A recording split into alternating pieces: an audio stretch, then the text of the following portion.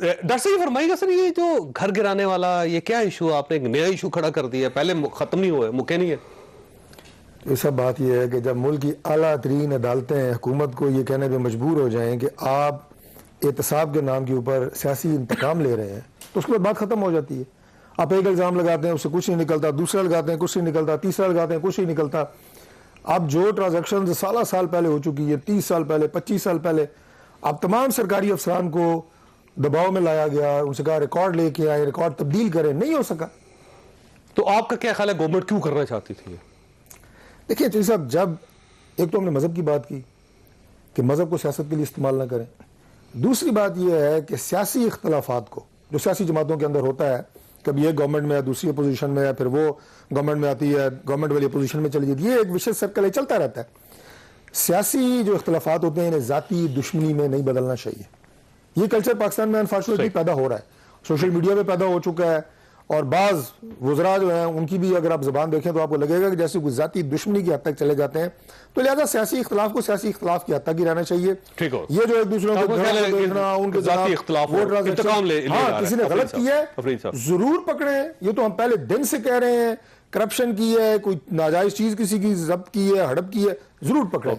लेकिन सिर्फ एक ये ख्याल है, अब ख्याल है, कोई हकीकत नहीं है कि वाकई ऐसा है। वो ख्याल ये है कि कुछ वज़रा ऐसे हैं जिन्होंने गवर्नमेंट को मशवरा दिया है कि ये जो इशू है इसको डाइवर्ट करने का सबसे आसान काम ये है कि बुलडोजर लेके मियां नवाज शरीफ के घर पहुंच जाए, उसको गिराना शुरू कर दे ताकि मीडिया की अटेंशन डाइवर्ट हो। चौधरी साहब, मैं एक चीज आपको बताऊं, इमरान खान ना किसी के खिलाफ, और मैं हल्फन ये बाबरकत महीना एक दफा एक इंट्रा पार्टी के इलेक्शन में एक बात आई तो मुझे प्राइम मिनिस्टर साहब ने उस वक्त कहा, चेयरमैन तहरीक इंसाफ इमरान खान साहब ने, इमरान भाई ने, कि शहरयार अल्लाह कुरान में कहता है कि किसी से इतनी नफरत ना करो कि तुम फिर सच ना और हक ना कह सको।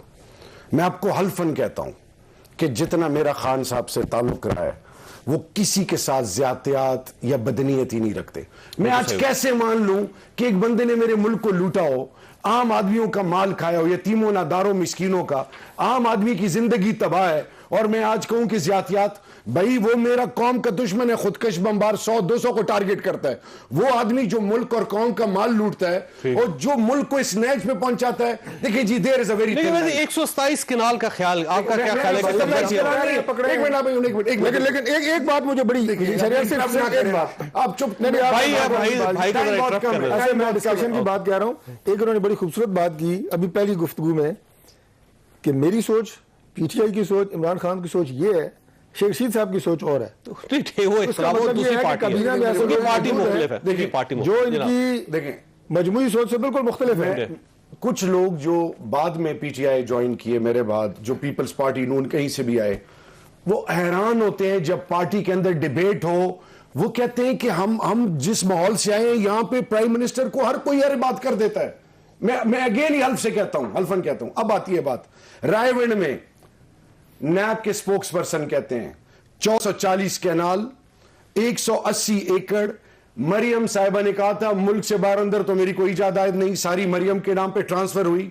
2015 में मास्टर प्लान लाहौर का छेड़ा, किसने छेड़ा? तमाम चीजें मौजूद हैं, खुदा का वास्ता। लेकिन इसके लिए रात को फैसला करने की क्या जरूरत है?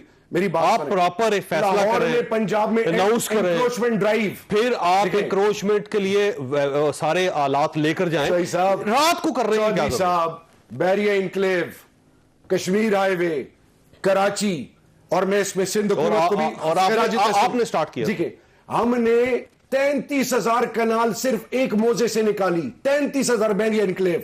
मैं बता रहा हूं कि लाहौर, अच्छा ऑपरेशन करना चाह रहे हैं आप, ऑपरेशन करना चाह रहे हैं। मैं कल आपको ले चलता हूं किधर, बैरिया इस्लामाबाद में एक कनाल जमीन अगर गवर्नमेंट ने वहां गुजार कराई हो, सब ना करे, रब का वास्ता है यार। मैं लेके चलता हूं, डीसी इस्लामाबाद, कमिश्नर इस्लामाबाद को ले, रेवेन्यू डिपार्टमेंट से ले। अगर ये मेरा नहीं ख्याल कि वो बयान देंगे। मेरी बात नहीं, वैसे अब सवाल देखिए, क्या ये वाकई गड़बड़ है? गड़बड़ी है और गवर्नमेंट कराएगी। देखिए, गवर्नमेंट एज पर लॉ कानून को सामने रख के, कोई शख्स अब कानून से बालातर नहीं, चाहे ये एक मियां साहब है, 100 मियां साहब ये कहना कि जालिम और जाबिर के हाथ रोकेंगे, ठीक है। Nobody can in any capacity challenge the state or the state. Government of the writ को आप एस्टैब्लिश वो नहीं कर सकते, चैलेंज नहीं कर सकते। जी जी जी जी डॉक्टर साहब, भाई साहब वो आपने कहा हाथ तोड़ देंगे, ये कह रहे हैं करेंगे, पहले तो जो इन्होंने दावा किया है ना, मैं इस बात का इकरार करता हूं कि शाहरियार अफरीदी ने बड़ी हिम्मत की, बड़ी कोशिश की, लेकिन उसको जो नताइज ये बता रहे हैं ना, कम अज कम इस्लामाबाद कराची की तो मुझे नहीं पता, मैं क्यों दावा करूं। लेकिन जो हकायक की बात है इस्लामाबाद में, वो ये नई टारगेट सर एनवायरमेंट पे फोकस जो इन्होंने एनवायरमेंट पे फोकस कर रहे हैं। आपका ख्याल ये है कि गवर्नमेंट इंतकामी कार्रवाई कर रही है, गवर्नमेंट ये कह रही है कि आपने जमीन पे कब्जा किया है, वो वहां गुजार कराएंगे। इतने 100 एकड़, अगर 1 एकड़ जमीन भी, अगर 1 एकड़ जमीन भी रायगंज में गलत ली गई है, गवर्नमेंट की ली गई है, एक कल वापस ले, एक प्रोग्राम बिल्कुल हम तैयार हैं। Exclusive programme. आपका ख्याल है गवर्नमेंट की नहीं है?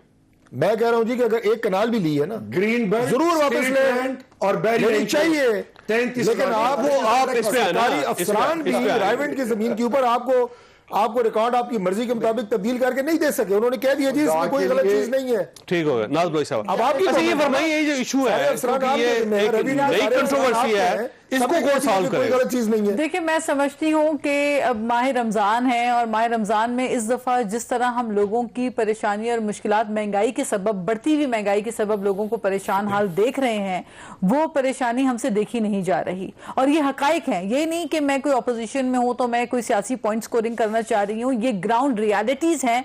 और जो गुर्बत में इजाफा हुआ है, इतना गुर्बत में इजाफा हमने कभी किसी दौरे हुकूमत में नहीं देखा।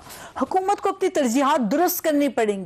आपको मैंडेट मिला है, आप कहते हैं ना दूसरे चोर, डाकू, करप्ट, लुटेरे, आपने सबसे ज्यादा रिकॉर्ड 2.5 साल के अंदर अच्छा इंक्रोचमेंट अगर हैं तो गवर्नमेंट को खामोश करना चाहिए। देखिए, पहली बात तो मैं आपके प्रोग्राम के तवस्सुत से हुकूमत को ये कहना चाह रही हूँ कि जो हाल आपने कर दिया कि 2 किलो चीनी लेने के लिए बाकायदा थंब इंप्रेशन होगा, यूटिलिटी स्टोर में अंगूठे लगा के आप लेंगे 2 किलो चीनी, ये जो तरीकेकार है, ये गुर्बत का मजाक उड़ाना छोड़ दें। दूसरी बात, आपने जो ये